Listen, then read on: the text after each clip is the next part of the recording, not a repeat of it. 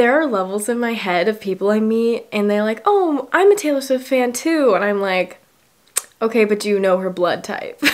I have been a die-hard Taylor Swift fan since, been like 8 years now. Hello guys, and welcome back to my channel. It's Nina. If you are new here, welcome. Happy to have you. If you are not, how's it going? Hope you guys are having a good day today. Today I decided that I'm gonna film a little video about my journey with Taylor Swift and kind of like how I became a Taylor Swift fan and how her music has played a role in my life. I have my iced chai, so yeah, we're just gonna spill all the tea about the fandom, my experience, everything. Also kind of like how I have changed as her fan over the years. All of it. Because I think it's interesting to hear about why people like the music they do and why people look up to the people that they do. So I think I should call these videos like Taylor Swift tea time because, you know, it's just kind of fun to delve into why I am a fan of hers and why I make these video tutorials about how to play all of her songs. So let's get started. For those of you who don't know, I make Taylor Swift guitar tutorials. If you want to check those out, you can click the link up there. But I have been a die-hard Taylor Swift fan since it's been like 8 years now. It's interesting because I used to not think of myself as like a legit fan because I haven't been a fan since the very beginning. And what I mean that is I haven't like been a very involved fan, and I've definitely gone through phases. But I think when someone has an actual effect on your life, you're more likely to become a more intense fan of theirs, I guess. I don't really know. But anyways, so for me, it's like there are levels in my head of people I meet and they're like, oh, I'm a Taylor Swift fan too. And I'm like, okay, but do you know her blood type? And I would say I have not met a single person that knows more about Taylor Swift than I do. I've come close. There are a few people I've met in my life that have the same kind of energy for Taylor Swift as me, but it's not often. But I would say that I wasn't always this way. Honestly, for a very long time, throughout her like first half, I've literally only been a fan of Taylor Swift since her like new Taylor era, if you count that from Red on. So when I was growing up, I listened to Taylor Swift and I liked Taylor Swift. Like I loved Love Story. Like I was in 5th grade maybe. Me and all of my friends would scream Love Story all the time. And I had friends who were like really into Taylor Swift and they had the CDs in their car and they made their mom play it and everything. I absolutely loved the Fearless album, but I wasn't like, I mean, as a kid, I wasn't really a huge fan of any particular person. I didn't really have any celebrities that I super looked up to. I mean, I was obsessed with Hannah Montana, but other than that, I didn't really have anything. So Taylor Swift kind of flew under my radar. There's a few of her, you know, really popular songs that I really liked. I went through this phase, I think it was like 8th grade, where it was like cool to not like Taylor Swift. It was cool to just be like, oh, she just writes songs about breakups. That's what everybody says. And I wasn't really into it. Didn't know how to feel about Taylor Swift at that point. But also that was like the big thing because Red was coming out and it was a huge breakup album and everybody was like, oh, like poor Taylor Swift, like always writing songs about boys, whatever. I was like not really into it, and like again, my friends really liked Taylor Swift, and so when Red came out, they were like, oh my god, this song, and I wasn't really like into it. It was just kind of weird now to me to think about it. I was not into it.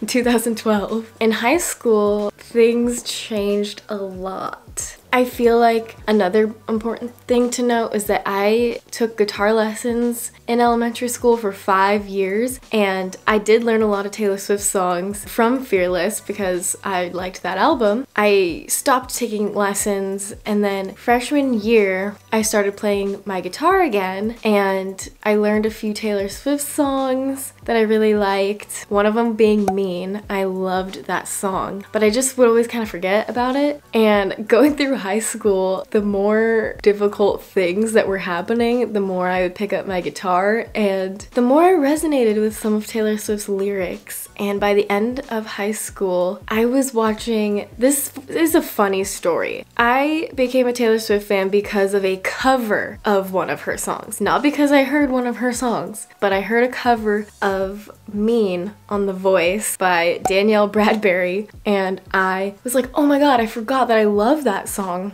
So I do what I do, and I always like a song. I play it to death. And I listened to the cover version and then the Taylor Swift version over and over and over again for hours. I played it probably like 400 times. So yeah, really resonated with Mean.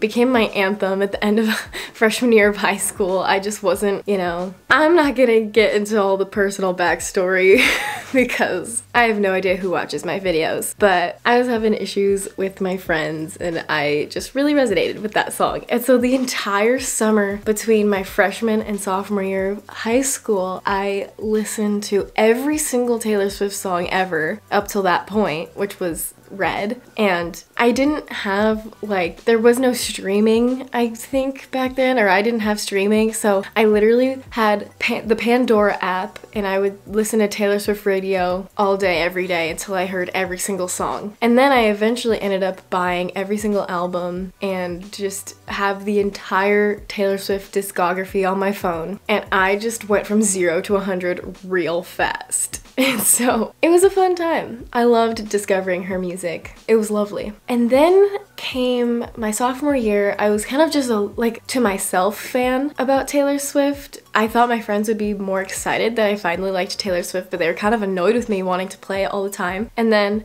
that January, it's so funny, I'm just gonna bring up as many pictures as I can of all these events that are happening, but I was lucky enough to get invited to the Golden Globes by my dad's friend, and we sat on the red carpet, and I didn't really even know Taylor Swift was gonna be there until I like looked up who was nominated for what, and I realized she was nominated for something that year. She was nominated for a song she wrote for a movie called Sweeter Than Fiction, which not a lot of people know that song. I was so excited, but I was like so nervous. I was like, oh my god, I had my Red CD and I was like thinking I was gonna get it signed by her, but like obviously that's not allowed on the red carpet. I remember she was one of the last people to come down the carpet, and I had my iPhone 4. This was back in 2014, and so we didn't have any nice cameras or anything, and I don't know why I didn't take a video. To this day, I don't know why I didn't take a video, but I just like have a bunch of pictures of Taylor Swift waving and me like literally screaming and crying. Like I was screaming her name and my mom was like, you need to calm down. That's not what this event is. But yeah, I was like freaking out, and then I was kind of depressed afterward because I didn't get my CD signed and I was just like too nervous to even like get her attention.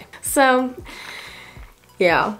So that was that. And then I think after that is when things escalated a lot because we were going into the 1989 era. That era honestly was one of my favorites. It was so fun, and for me to be my first Taylor Swift era as a fan, an album and everything, so fun. And like my friends were all into it. We loved the album and it was just so fun, and we were all like, oh, we have to buy concert tickets all together and everything. And it was great because everybody loved Taylor Swift and everybody was on my level. And at this point in time, this was my junior year of high school, the only goal I had in my life was to meet Taylor Swift. I was just so intense about it. I was like, would get so sad when I thought about like the fact that I'm never gonna be able to meet her, but like people would ask me all the time like, oh, what would you do if you meet her? And I would literally start crying.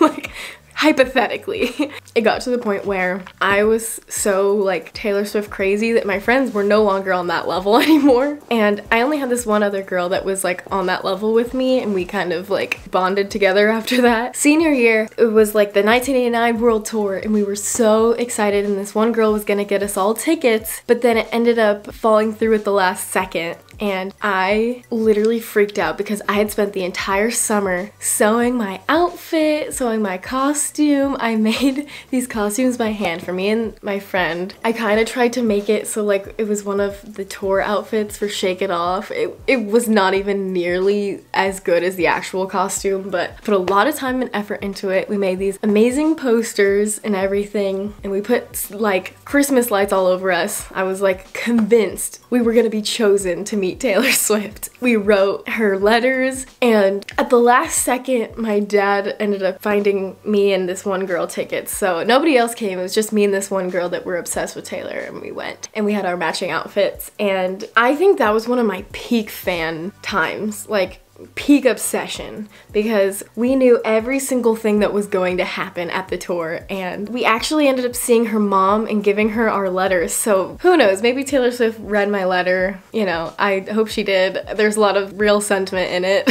I'm sure. But we met Kevin from Taylor Nation. We knew him from Tumblr. Oh, that was the other thing. Me and this girl had a joint Instagram and Tumblr account, you know, like a fan account for Taylor Swift, and we spent all year posting edits and videos and things and all these kinds of things, and we ended up getting a lot of followers, and I would spend hours and hours all night long making like video edits of Taylor Swift's concerts, just different things. We would get so many like likes on them. And one time Taylor Swift actually liked something that I posted, and I freaked out. Oh, my life was so made. I was like freaking out. And this happened a couple more times actually, where she liked my post. She actually reblogged one of my videos one time, and I literally almost crashed my car. I was so excited.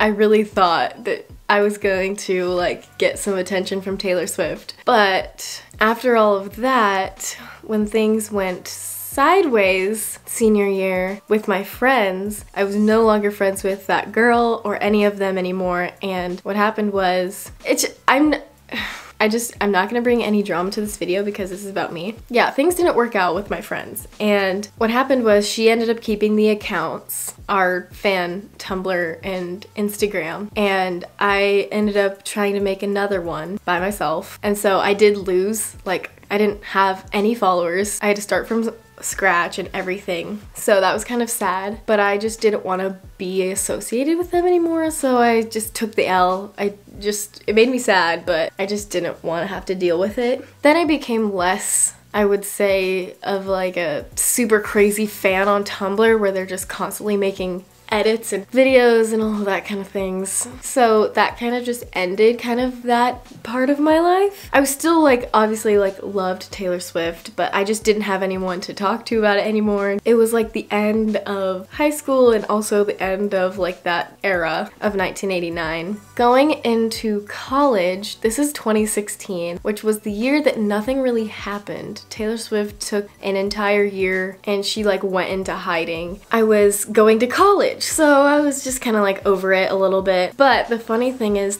the first week of college, I ended up playing in this talent show my guitar, and I ended up playing 15, and I had never performed before ever, but I ended up doing that, and I played 15 by Taylor Swift. And after that I became known as the Taylor Swift girl at my college, or at least in like my friend group and like anyone, pretty much anybody, because then I played again at this like a talent show, a bigger open mic type of thing, and I played I Knew You Were Trouble. People on campus would be like, oh my god, you're that Taylor Swift girl, or you're the girl that played Taylor Swift. It's so funny to me because I'm like, people don't even know my name, they just know that I'm associated with Taylor Swift, and I'm not upset about it. The funny thing is, if anyone in my life comes like through my life and like finds out all this stuff about me and how I like Taylor Swift, they will forever live their life, and anytime they see or hear Taylor Swift or anything, they're gonna think of me, and that just is so funny to me. I get more texts on Taylor Swift's birthday than for my own birthday, and I think that is so funny that people like see on the news or like on social media it's Taylor Swift's birthday and the first thought is like, oh, I'm gonna text Nina. Like, I think that's hilarious. Anyways, come to the end of freshman year, and I decided to make a life change, and I chopped my hair and I dyed it blonde. I like went full Taylor Swift, honestly. Here's a picture of me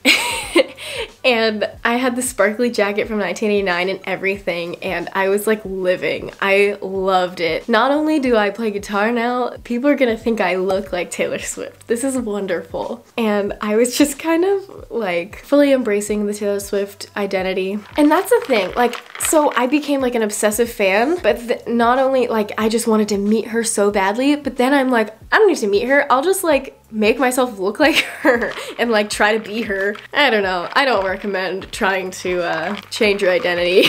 I would also say in college, I started to like resonate even more with Taylor Swift's lyrics of the things that I was experiencing, and it was so funny because I would spend my class time, instead of taking notes, I would like write these lyric pages of the songs that I was listening to at the time, and I would put them all up on my wall. My wall in college had like so many Taylor Swift lyric pages and posters, and even my wall when I came back from school, put all of them up there. And so now, obviously my walls no longer have all of my posters and everything because I feel like those got me through that time, and now I'm good. So I don't really need to be reminded every second of the day of all these like lyrics and things. I do have one like overt Taylor Swift thing on my wall, and it's my signed lithograph that I got from the 1989 era. Taylor Swift's no longer like the center of my identity, personality, everything. It's just a part of it, and it's being a Taylor Swift fan was an important thing in my life for a very long time. But now I'm kind of come into my own a little bit more, and now I'm like, good. I don't need to have that as my like chief identity per se. There's a lot of things I could thank Taylor Swift for all of her music and everything that it's done for me. You know, listening to it late at night or walking through campus to my class or just blasting it in the car with my friends. Taylor Swift has been at every important part of my like young adult life. So yeah, she's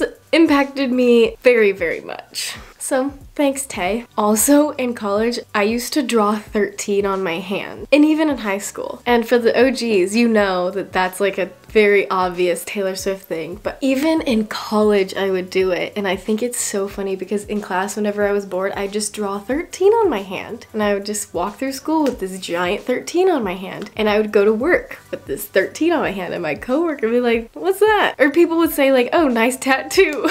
And I thought that was hilarious. But I just do little quirky things like that that made it very obvious that I was a huge Taylor Swift fan. But I love it.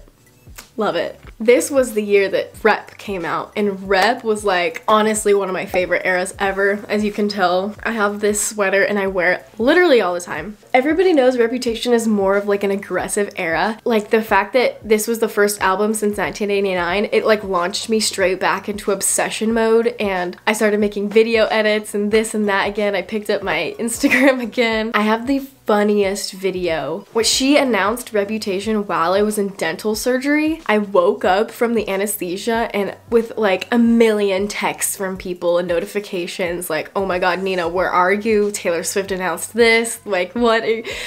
I remember literally just bawling my eyes out because I was so mad that I had missed it. After waiting for 3 years and I missed it. Also, if you go search up my Taylor Swift Instagram, I'm not gonna tell it to you, but if you find it, all of these things are on it. It's quite funny. During the Reputation like release, I had a release party, and I have the funniest reaction video. I had my sister live stream my reaction on my Instagram, my personal Instagram, to everyone who followed me, my reaction to the album, and I just think that is the most extra thing ever. But yeah, here it is. I was with my friends, and they basically just watched me have a breakdown for an hour. So that was really fun. At this point, I had kind of given up on the whole meeting Taylor Swift thing because 2 weeks before the album came out, I found out the girl in high school got invited to the Reputation secret sessions through our old account, and that just really dug the knife in. So I just kind of gave up on it because I don't know. For me, it's like whatever is like meant to be will be. But now I kind of just don't even think about it anymore because I've realized that there's more to life than meeting Taylor Swift. Reputation was just a great phase because it's just kind of like very empowering, I feel like. And I was like, yeah, I'm gonna wear black and going through this like edgy phase.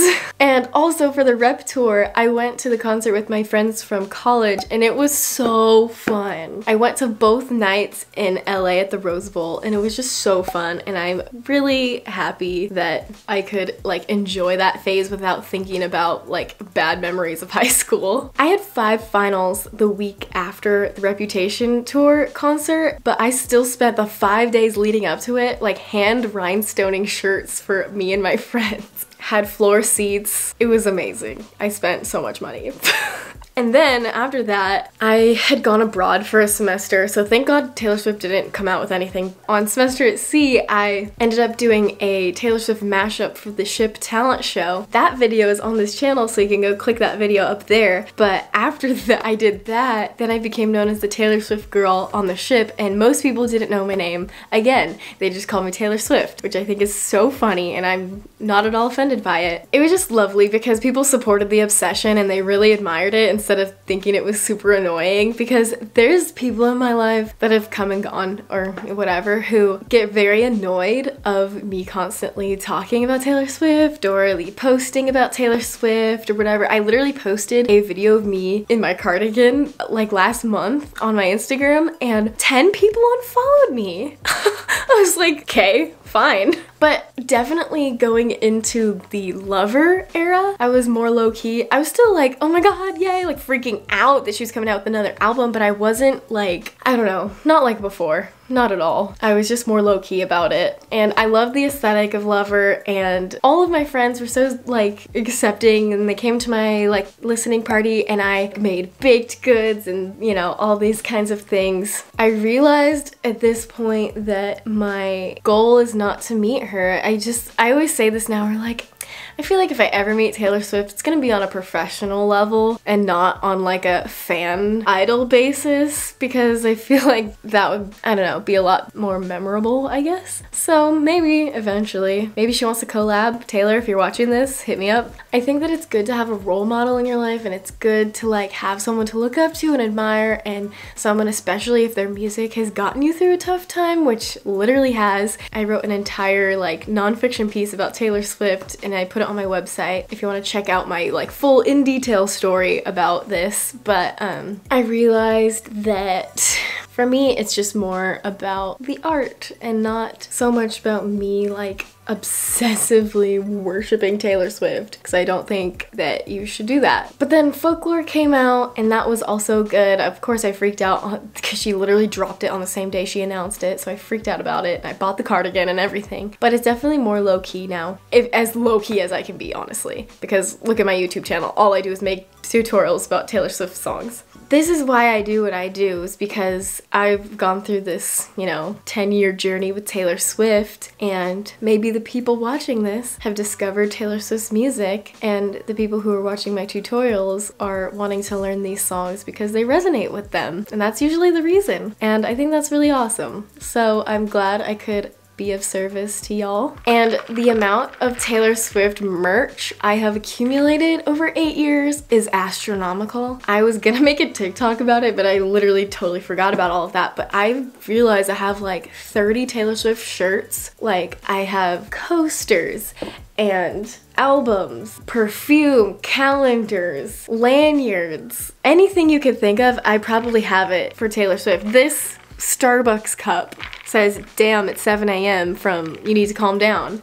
I actually have my passport right here, and my passport holder says grab your passport in my hand, and from Taylor Swift. It's just like these little things in my life. Anyways, as Taylor Swift says in Tim McGraw, when you think Taylor Swift, I hope you think of me. And that is gonna be the end of this video because I've been talking and talking and talking, and I feel like it's been a long time. If you like this video, please give it a thumbs up. Comment down below what other videos you want to see. Also comment down below if you have any questions for me. I love reading through my comments and answering them. I forgot to do comment of the week recently. Okay, here are my comments of the week. I've been forgetting to do them, but yes, I do love reading them and I love talking to you guys. Also, don't forget to subscribe because I make new videos every Monday and Friday. And I guess I'll see you guys in the next one. Bye.